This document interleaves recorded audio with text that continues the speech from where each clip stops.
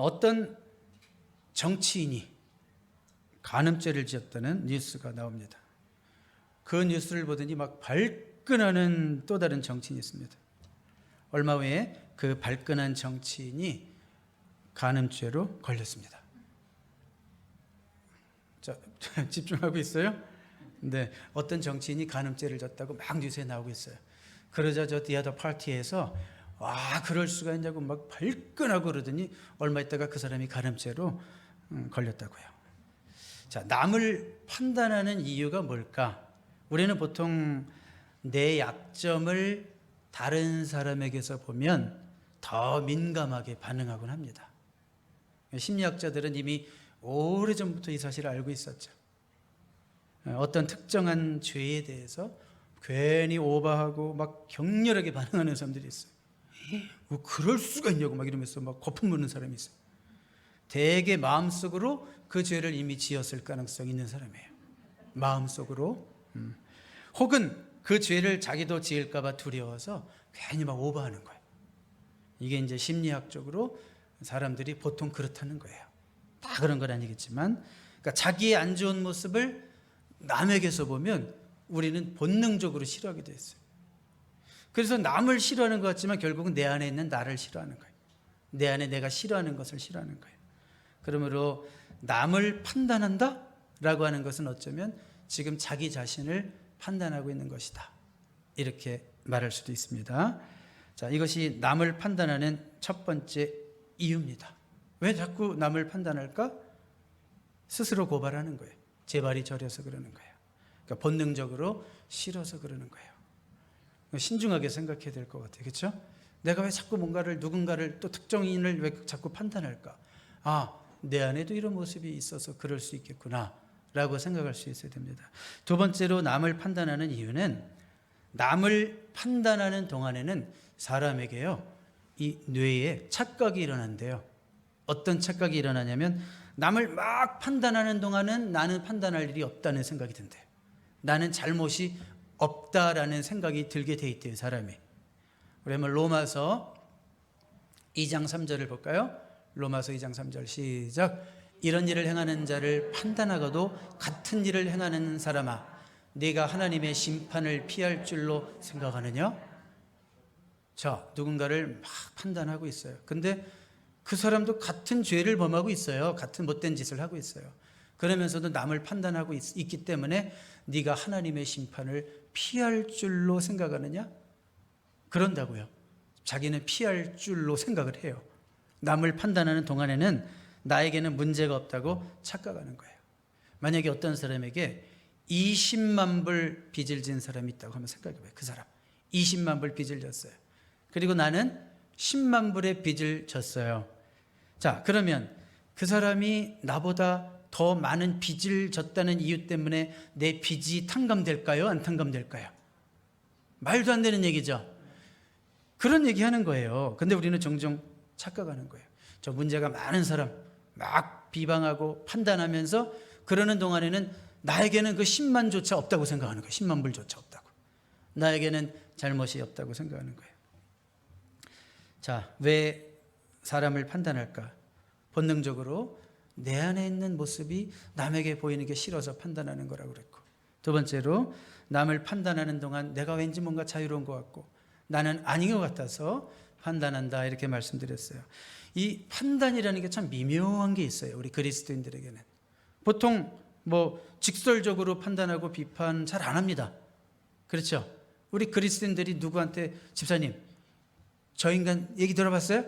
아니 어떻게 이런 일을 할 수가 있어요? 말해봐. 뭐 어떻게 교인이 그럴 수가 있어요? 막 이렇게 얘기하는 사람 별로 없어요.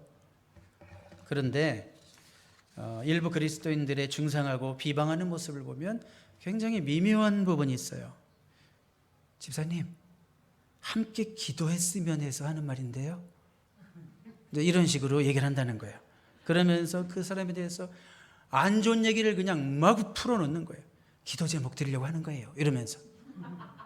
이런 우리가 주의하지 않으면 교회적인 언어로만 포장했을 뿐이지 기도 제목이라는 말을 그 빌미로 해가지고 누군가를 판단하고 교회를 판단하고 이런 사람이 쉽게 될 수 있다는 거 우리가 기억해야 됩니다. 자, 그럼 우리가 왜 남을 판단하지 말아야 할까요? 우리 야고보서 4장 11절 다시 보겠습니다. 형제들아 서로 비방하지 말라. 형제를 비방하는 자는, 형제를 판단하는 자는 곧 율법을 비방하고 율법을 판단하는 것이라. 이런 말이 있죠. 자, 율법을 어기는 거래요. 내 형제를 판단하는 것이 율법을 어기는 거예요. 율법을 어기는 게 그리스도인다운 거예요? 그리스도인답지 않은 거예요? 그리스도인답지 않은 거예요. 우리가 누군가를 판단하지 말아야 되는 이유는 그 판단하는 모습 자체는 전혀 그리스도인답지 않기 때문에 그렇습니다. 오늘 여기 11절을 보니까 형제들아 그랬어요. 서로 비방하지 말라. 형제를 비방하는 자나 형제를 판단하는 자는, 그러면서 형제라는 말을 몇 번이나 썼어요? 3번이나 썼단 말이에요. 자, 왜 이런 형제라는 말을 썼을까? 진짜 형제라면 조언은 할 수 있을지언정 그렇게 일방적으로 판단할 수는 없다는 거죠. 판단은 어울리지 않는다는 거죠. 조언이라는 것은 도움을 줄 수 있지만 판단이라는 것은 하는 사람은 쉽게 하는데 당하는 사람 입장에서는 너무 가슴 아픈 거예요. 뭐 판단하는 사람 입장에서는 그래요. 뭐 그런 거 가지고 그래. 내가 그냥 지나가는 말로 한 얘기인데 뭐 별것도 아닌 거 가지고 뭐 이런 식으로 쉽게 생각하면서 쉽게 말을 하지만, 들은 사람 입장에서는, 판단당한 사람 입장에서는 그게 계속 머리에 남아가지고 계속 괴로워해요. 내가 왜 저 사람한테 저런 얘기를 들어야 되지? 막 이런 얘기가 속이 상해가지고 계속 또 잊을만 하면 또 생각나고 잊을만 하면 또 생각나고 힘들어하게 한다는 것입니다. 자, 우리는 같은 그리스도인 한 형제라면 이런 판단을 해서는 안 된다고 말씀하는 거예요. 판단할 수도 있죠. 그러면 성경을 부인하는 거예요. 판단하는 것은 율법을 어기는 것이라고 그랬어요. 자, 그래서 우리가 이 말씀을 꼭 새기시기 바랍니다. 이런 이야기를 들었어요. 한 남자가 목사님을 찾아와서, 목사님, 저는요 재능이 한 가지 있어요. 아니요, 재능이 한 가지밖에 없어요. 그러는 거예요. 탤런트가 하나래요. 그게 뭡니까? 그게 뭐예요? 저는요 비판하는 은사가 있어요. 비판하는 은사가 있대. 비판의 은사라는 게 있을까요, 없을까요? 그거는 7살만 되면 시작할 수 있어요. 누구나 할 수 있어요. 그리고 비판의 영이라는 것은요 성령으로부터 오는 게 아니에요. 악한 마귀로부터 오는 거예요. 비판한다는 것은 그런 건 없습니다. 근데 이 목사님이 참 지혜로운 분이었어요. 이 남자에게 어떻게 얘기를 해줄까 생각을 하는데, 그 성경에 나오는 달란트 비유가 생각이 났어요. 달란트 비유. 젊은이, 이제 목사님보다 젊은 사람이었으니까, 젊은이, 달란트 비유 알죠? 달란트 비유에서 1달란트 받은 자가 자기가 받은 그 1달란트를 어떻게 했는지 아세요? 밖으로 나가서 땅에 묻어버렸죠? 그대도 그 1달란트 얼른 나가서 땅에 묻어버리세요. 이렇게 얘기를 했대요. 지어낸 얘기 같다고요? 뭐 지어냈든지 진짜 있었던 일이든지 교훈은 분명하죠? 네. 자, 우리가 왜 남을 판단하지 말아야 될까요? 그건 그리스도인답지 않은 거다라는 걸 기억하시고요. 그리고 여기 11절에 보면 특별히 형제들아 서로 비방하지 말라 그랬을 때 이 비방이라는 말, 우리가 이제 다른 단어로 쓴다면 중상 이런 단어도 쓰고 영어로 슬렌더 이런 말을 쓰는데, 성경에서요 비방과 중상의 동의어가 있어요. 비방, 중상, 동의어가 뭘까요? 혹시 아시는 분? 놀랍게도 마귀예요. 마귀. 디아볼로스, 마귀. 헬라어로 디아볼로스, 마귀. 자, 마귀가 무슨 뜻이냐면 중상하는 자, 슬렌더러, 고발 고소하는 자, 어큐저 이런 뜻이에요. 자, 그러니까 무슨 얘기를 하고 있어요? 성경은 마귀를 그리스도를 중상하는 자다 이렇게 얘기하고 있죠. 우리가 누군가를 중상하고 비방할 때 누구 사촌 되는 거예요? 네, 마귀 사촌 되는 거예요. 마귀랑 아주 비슷한 사람이 되는 거예요. 누군가를 중상하고 비방하는 그 순간만은 그의 얼굴에는 평화로운 얼굴이 없어요. 그의 얼굴에는 그리스도인다운 향기가 안 나요. 그 순간에는 아주 마귀 같은 얼굴이 분명히 새겨져 있을 겁니다. 왜요? 중상하는 자, 비방하는 자는 곧 마귀를 닮아가는 자이기 때문에 그렇습니다. 그러니까 다른 사람들, 특히 믿는 자들끼리 함부로 판단하는 것은, 모든 팩트를 알지도 못하면서 그 사람의 백그라운드를 알지도 못하면서, 그 사람이 왜 저래야 되는지 충분히 이해하지도 못하면서 비방하는 것은 안 됩니다. 우리가 누군가를 정말 이해하려면 그 사람의 신발을 뺏어서 신고 한 5일은 걸어봐야 된다는 그런 말이 있어요. 그 사람의 삶 속에 정말 깊숙이 들어가기 전까지는 내가 그 사람을 판단할 만한 근거가 1도 없어요. 우리에게는. 특별히 그리스도인으로서 이렇게 섣불리 판단하는 것은 그 대상에게 상처를 주고 나 자신도 마귀화되고 있다는 것을 우리가 꼭 기억해야 됩니다. 누군가를 판단하는 동안에는 그 사람을 사랑할 수 없다, 이런 말이 있어요. 누군가를 판단하는 동안에는 그 사람을 사랑할 수 없다. 판단하면서 동시에 사랑하거든? 그건 정신 파탄자예요. 그럴 수가 없어요. 누군가를 판단하면, 여러분, 미국의 법이 뭐라고 그래요? 미국 법이? 어떻게 사람을 판단해? 벌금, 파인, 1,000불, 2,000불 이런 거 있어요? 없어요? 없어요. 그러나 그리스도인들에게는 더 큰 법이 있는 거예요. 사랑의 법, 최고의 법, 사랑의 법. 야고보서 2장 8절 한번 읽어볼까요? 다 같이요. 야고보서 2장 8절 시작. 너희가 만일 성경에 기록된 대로 내 이웃 사랑하기를 내 몸과 같이 하라 하신 최고의 법을 지키면 잘하는 것이거니와. 이웃을 사랑하는 법을 무슨 법이라고 여기 얘기했어요? 최고의 법. 우리 그리스도인들에게는 항상 이런 상위의, 최상위의 법이 있다는 것을 기억해야 됩니다. 우리가 사람을 판단하고 있다면 그 사람을 동시에 사랑할 수 없기 때문에 사랑하지 못하는, 이웃을 사랑하지 못하는 최고의 법을 어기는 것이 되는 거죠. 그래서 오늘 설교의 제목처럼 남을 판단하는 죄를 범하게 되는 거예요. 남을 판단하는 습관이 아니라 남을 판단하는 죄를 범하게 되는 거라고요. 그러니까 이런 죄를 범한다면 그리스도인답지 않은 거다. 그리스도인답지 않기 때문에 판단하지 말아라, 그런 얘기고요. 두 번째로 왜 사람을 판단하지 말아야 할까요? 한번 따라해 볼까요? 자격이 없기 때문에. 안 따라하는 분들은 자격이 있다고 생각하는 거예요? 다시 한번, 자격이 없기 때문에. 시작. 자격이 없기 때문에. 야고보서 4장 12절로 넘어가 볼게요. 입법자와 재판관은 오직 한 분이시니 능히 구원하기도 하시며 멸하기도 하시느니라. 너는 누구이기에 이웃을 판단하느냐. 자, 여기 입법자와 재판관은 오직 한 분 하나님, 그리고 너다, 이러지 않았어요? 오직 하나님 한 분만이 판단하실 수 있어요. 판단할 권리가 있고요. 또 옳게 판단할 수 있고 정확하게 판단할 수 있어요. 하나님만이 그러실 수 있다는 겁니다. 자, 우리의 문제는 그러니까 바른 판단을 할 수 없다는 게 우리의 문제구나. 우리의 죄성이 있는 한 우리는 누군가를 바르게 판단할 수 있는 존재들이 아니구나라는 것을 인정해야 됩니다. 내 판단은 정확해, 이런 사람 있죠. 그런 사람일수록 자기 꾀에 빠지는 걸 봐요. 더 크게 당하는 걸 봐요. 우리의 문제는 우리의 판단이 정확하지 않다는 것이고, 우리의 판단이 정확하지 않은 이유는 사람이 가지고 있는 주관성 때문에 그래요. 주관성. 제가 제일 웃기게 생각하는 부류의 한 사람들이 있어요. 말할 때마다 나는 객관적으로 말하는 건데, 이러는 분. 그렇게 말하는 것이 그분에게 그의 주관이에요. 그렇죠? 근데 꼭 말할 때마다 상대방의 입을 다물게 하려고 나는 객관적으로 말하는 거니까 내 말 들으래. 그 말이 맞아요? 틀려요? 어떻게 맞아요 그게? 그 사람의 주관이 오히려 더 강한 거죠.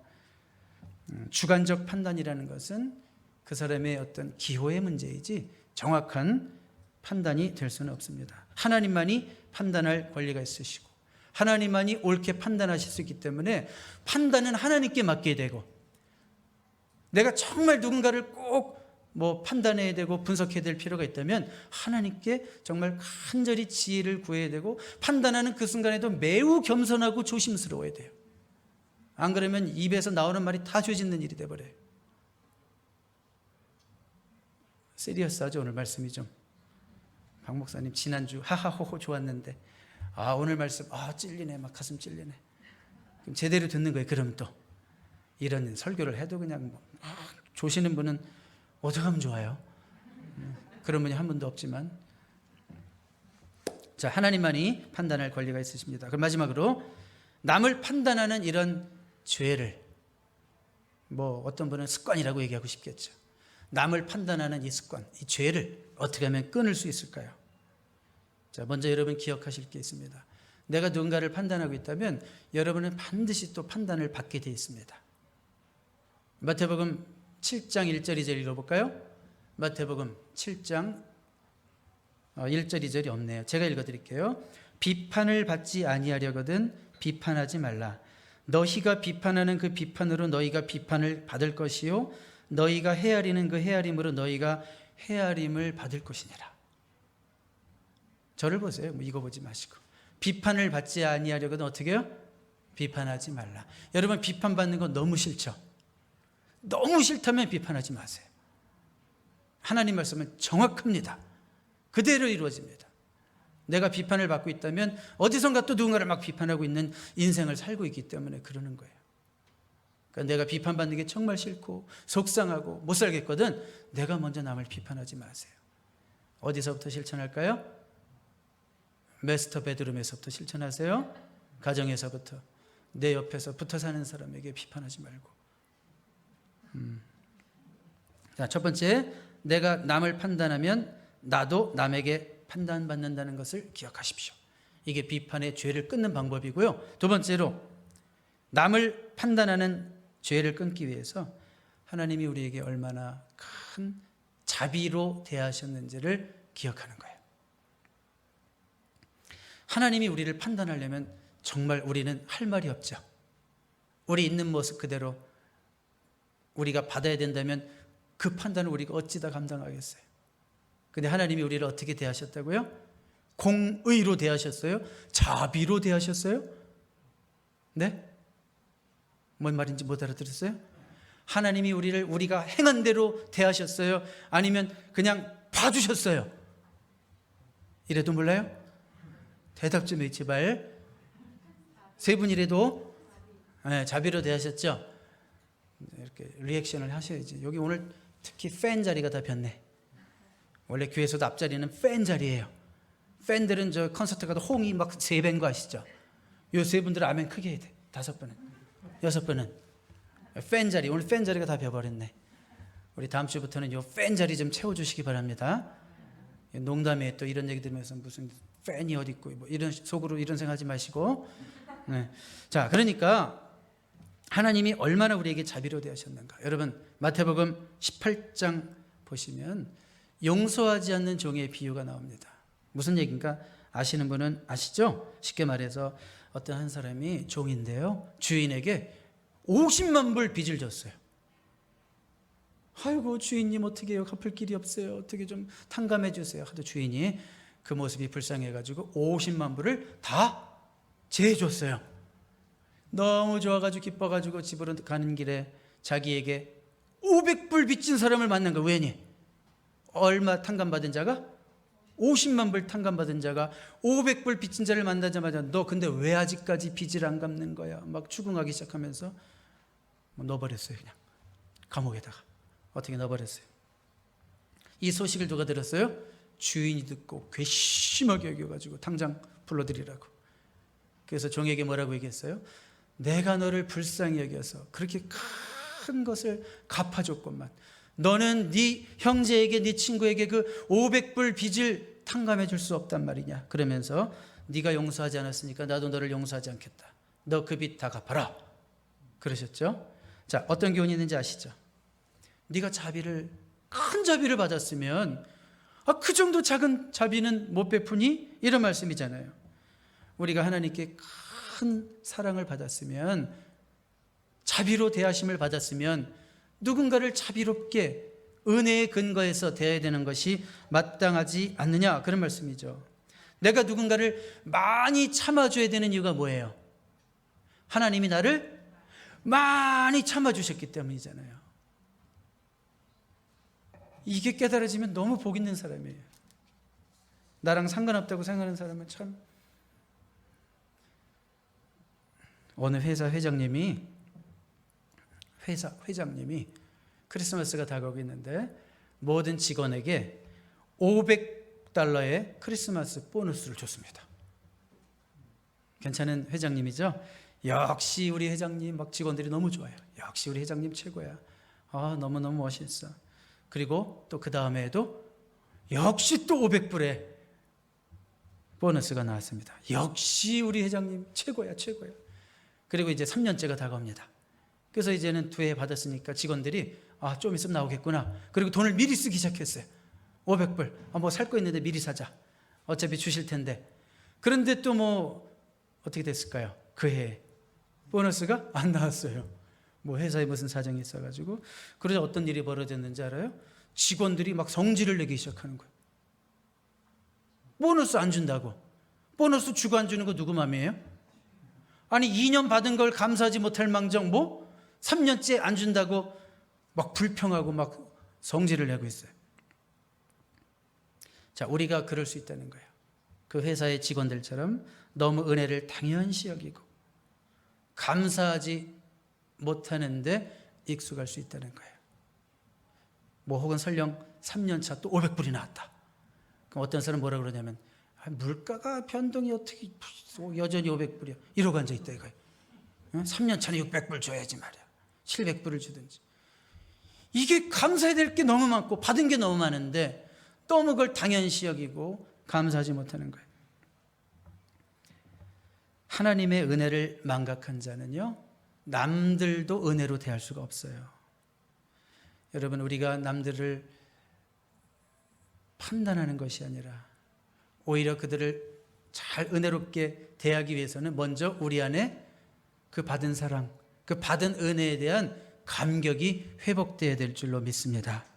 그래서 우리가 다른 사람들을 대할 때 은혜의 잣대를 가지고 너그럽게 대할 수 있게 되기를 주님의 이름으로 축복합니다. 말씀의 결론을 내립니다.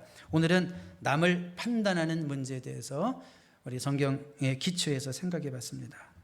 여러분에게 한번 질문 드려볼게요. 판단하는 거 어려워요? 쉬워요? 무지하게 쉬워요. 왜 쉬운지 아세요? 누군가의 잘못을 찾고 싶다고 생각 안 해도 돼요. 죄인의 눈에는 남의 잘못이 잘 보여요. 너무 잘 보여요. 그리고 이 세상에 완전한 사람이 있어요? 없어요? 없어요. 다 불완전하기 때문에 판단이 세상에서 판단보다 쉬운 게 없어요.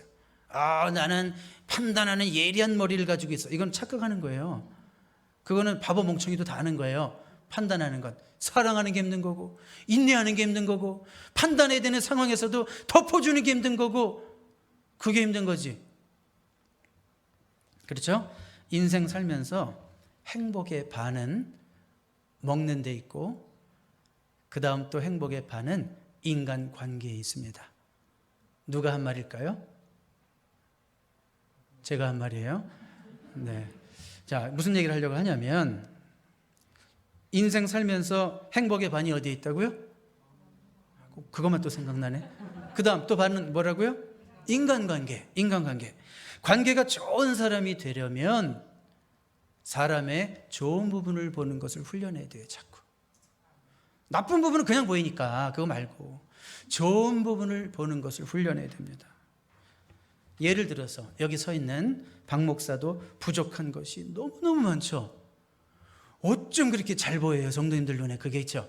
박 목사, 너무 잘 보여. 앞으로는 박 목사의 장점을 보시기를 바랍니다. 장점 무지하게 많죠. 한 7가지 될 거예요. 그렇죠? 네. 그래서 박 목사가 앞으로도 남 흉내 내지 말고, 박 목사가 앞으로도 딴 사람, 딴 교회, 딴 목사님 쳐다보지 말고 자기의 장점으로 일할 수 있도록 많이 응원해 주시기 바랍니다. 네네.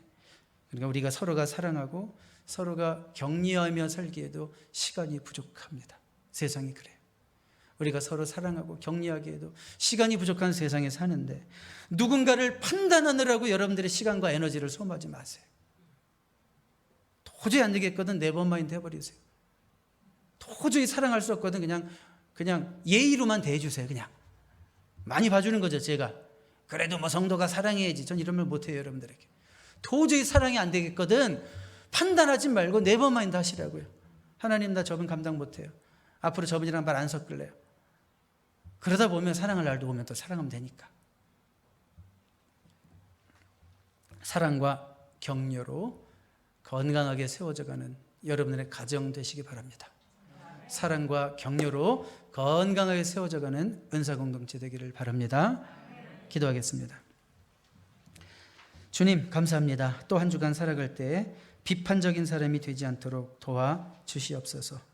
무엇보다 입을 조심하게 하시고 험담을 피하고 확인되지 않은 누군가에 대한 나쁜 정보를 전달하지 않게 결단하게 하시고 오히려 우리 입술의 언어로 다른 사람들을 세워주고 격려하는 일에 우리가 쓰임받게 하옵소서. 주님이 조건 없이 우리에게 은혜를 베푸셨듯이 우리도 누군가에게 은혜로 대할 수 있도록 도와주시옵소서. 예수님의 이름으로 기도합니다. 아멘.